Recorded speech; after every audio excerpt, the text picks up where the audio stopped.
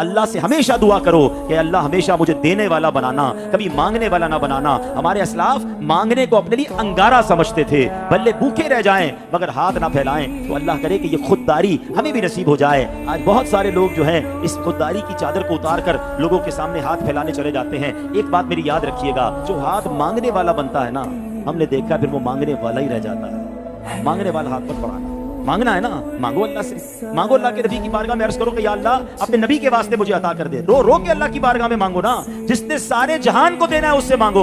तुम बंदों से मांगते हो, मैं तुम्हें खालिक से मांगने का बता रहा है। जिसने हर देने वाले को दिया, अरे उससे मांगो ना।